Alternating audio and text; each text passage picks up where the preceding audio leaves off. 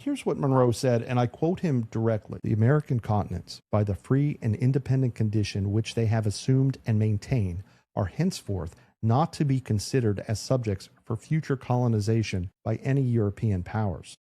That was the operative claim. Not that the United States would intervene in Latin America, not that Washington claimed authority over the hemisphere. The claim was defensive. A warning to Europe that the age of European colonization in the Americas was over. The doctrine contained another principle that is almost never quoted in contemporary discussions: the corresponding American commitment not to meddle in European affairs. Monroe wrote, and again I quote, "In the wars of European powers, in matters relating to themselves, we have never taken any part, nor does it comport with our policy to do so." Reciprocity. Europe stays out of the Americas, America stays out of Europe.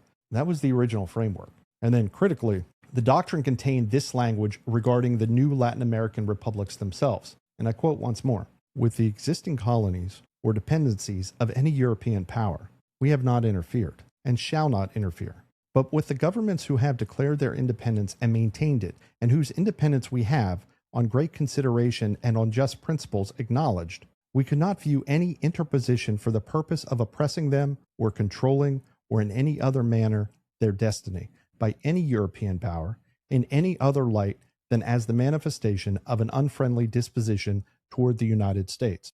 The oppression Monroe warned against was oppression by European powers. The interposition he warned against was European interposition. The control he denied was European control. He did not claim the right for the United States to do any of those things. John Quincy Adams, Monroe's Secretary of State and the principal drafter of the doctrine, had written a famous passage 4 years earlier that captures the spirit in which the doctrine was intended. Adams wrote that America goes not abroad in search of monsters to destroy.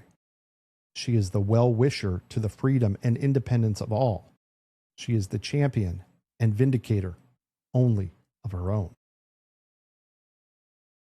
That is the doctrine as it was conceived, a shield for the Western Hemisphere against European colonization, a commitment to non-interference in European affairs, an acknowledgement of Latin American sovereignty, and a renunciation. Adams is explicit on this point, of any American mission to impose its system by force on others.